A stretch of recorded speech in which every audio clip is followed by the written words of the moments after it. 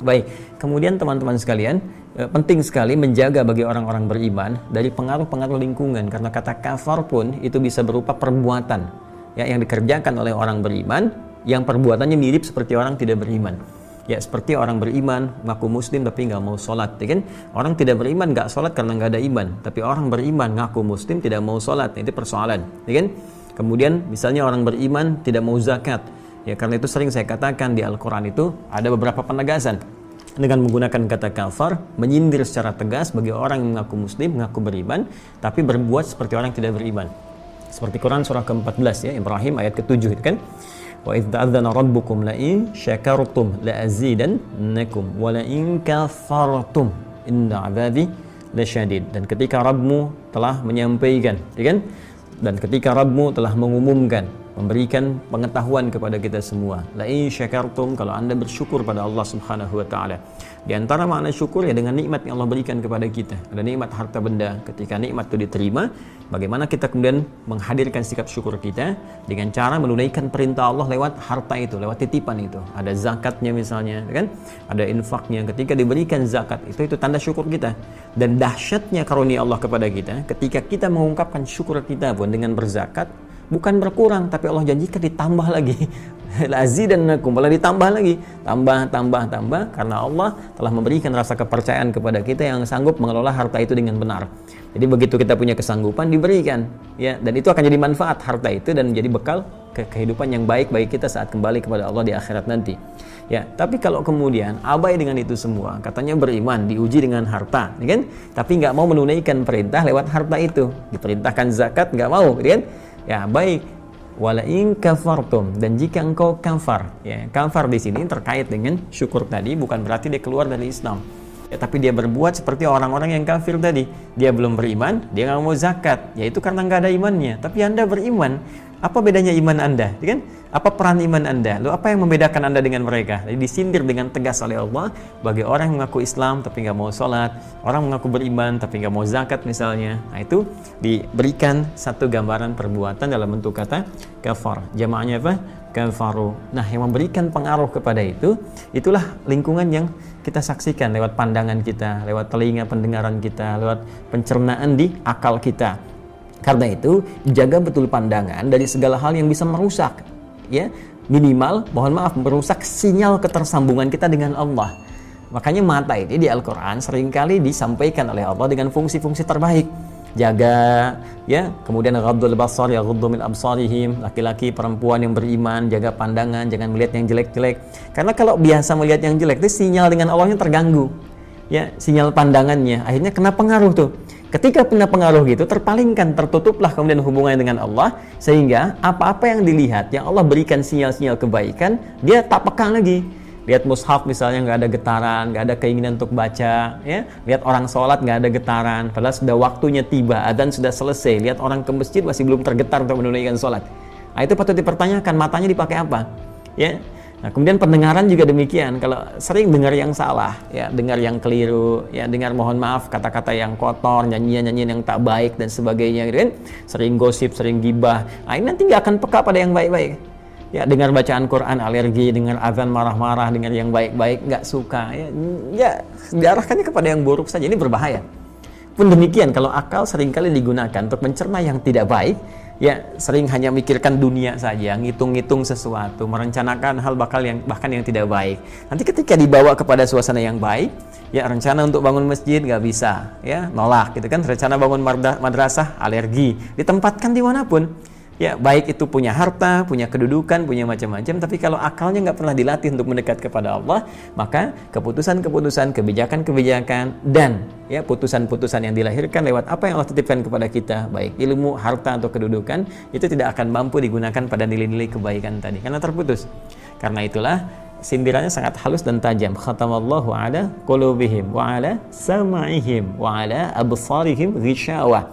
Itu di matanya ada penutup tuh, ya, di telinganya ada penutup tuh, ya, penyumbat. Kemudian di hatinya pun itu karena sering digunakan pada perbuatan maksiat, terkunci pada nilai-nilai kebaikan.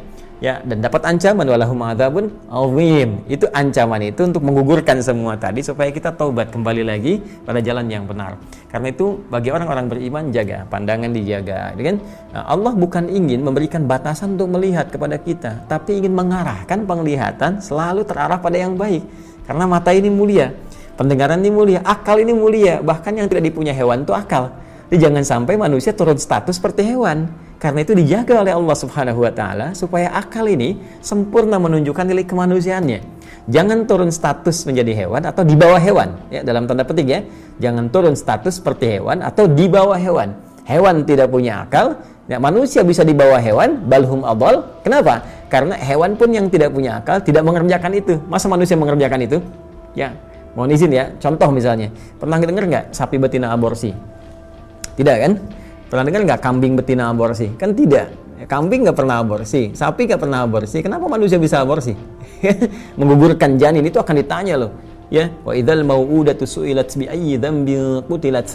Dan ketika bayi-bayi yang terlahir itu, ya, kemudian dibunuh, ya, mereka kemudian dimatikan, mereka kemudian tidak diberikan kesempatan untuk terlahir, ya. Ajalnya tiba, tapi cara manusia memperlakukan itu yang disoal oleh Allah Subhanahu wa taala. Ya, apa yang terjadi? Bi ayyi dzambil qutilat, mereka kemudian akan ditanya di akhirat nanti sampai mereka berkata, mengadu kepada Allah Subhanahu wa taala, ya Allah, dosa apa sampai perempuan ini membunuh saya? Dosa apa sampai laki-laki ini kemudian membunuh saya? Ya, dulu Firaun, sefiraun-firaunnya, ya, dalam tanda petik, Firaun, sefiraun-firaunnya itu nunggu dulu. Ya, perempuannya, ibunya lahiran, anaknya keluar, nunggu dulu dilihat. Laki-laki apa perempuan? Kalau perempuan masih sempat dia bebaskan. Laki-laki dieksekusi. Itu ada di Quran misalnya surah kedua ayat 49. Nanti kalau sampai ke sana kita bahas lebih dalam. Wa idz najjaynakum min ali fir'aun yasumunakum su'al 'adzab yudzabbihuna abna'akum wa yastahyuna nisa'akum. Ya, jadi wa fi dzalikum bala'un min rabbikum 'azim. Kata Allah, ya, kami selamatkan dulu Musa dan para pengikutnya, ya kan? Bagaimana kami selamatkan kalian semua dari kekejaman Firaun. Gitu, kalau su'al azab itu kalau ada siksaan yang keji, ini yang keji kata Allah tuh. Yang paling keji itu ini. Ya, perempuan yang sedang hamil mengandung, kemudian diintai, diawasi, ya, dan didampingi oleh algojo. Ketika lahir kemudian perempuan dia bebaskan. Kalau laki-laki dia sembelih di hadapan ibu yang baru melahirkannya. Itu disebut oleh Al-Qur'an sebagai siksa yang paling keji. Nah, manusia sekarang perhatikan baik-baik. Ini sangat jauh dari Firaun. Ya, sangat jauh. Firaun sefiraun-firaunnya itu masih menunggu bayinya lahir, perempuan bebas. Manusia sekarang dia nggak peduli lahir laki-laki atau perempuan. Bahkan dalam kandungan pun janin harus dihabisi, ya, dalam kondisi-kondisi yang tertentu yang sekarang bahkan kita dengar beritanya. Maka demi Allah saya katakan dosa yang sangat besar, dosa yang sangat besar. Itu dokternya, bidan yang terlibatnya, orangnya dan sebagainya. Kalau dengan sengaja menggugurkan kandungan tidak ada yang dibenarkan oleh syariat, oleh syar'i, ya, bukan karena misalnya ada satu bahaya tertentu, karena kondisi tertentu yang dikonsultasikan baik pada dokter, pada ulama, dan memang dibenarkan hal demikian, maka di luar itu semua adalah dosa yang dipertaruhkan di hadapan Allah Subhanahu wa taala dengan luar biasa, sampai janinnya bicara kepada Allah, yaitu, ya Allah, dosa apa aku sampai dihabisi oleh orang-orang ini sebelum aku tumbuh dengan izin-Mu ya Rabbal Alamin. Saya ingin tegaskan, bahkan orang munafik yang sangat dikecam oleh Al-Quran, sifat-sifatnya yang tidak biasa itu, ya, sifat-sifatnya yang sangat dicela itu, dalam kondisi nifak pun, ya, terkontaminasi penyakit nifak sehingga menjadi munafik, maka dia masih berhak mendapatkan hidayah Allah Subhanahu wa taala. Perhatikan di sini saya ingin tegaskan bagaimana rahmannya Allah. Ya Rahman, ya Rahman, dengan nilai kasih yang sangat luar biasa. Orang kafir dapat hidayah, orang munafik masih dapat hidayah. Ternyata penjahat sejahat-jahatnya pun masih dapat hidayah. Dan tinggal pilihan mau kembali atau enggak, ya. Pemabuk, pembunuh, pezina dan sebagainya masih ada pilihan untuk kembali jadi baik. Ya, tinggal kita bagaimana menguatkan jiwa kita untuk kembali jadi orang baik. Jadi kalau bisa menjadi saleh, dan itu hak kita untuk saleh. Kenapa memilih salah? Ya, karena itu penting bagi kita untuk menatap kehidupan kita dengan baik, dengan bijak, teman-teman. Sebelum nyawa sampai di kerongkongan, kita masih punya hak dan bisa menuntut hak kita itu lewat ikhtiar kita.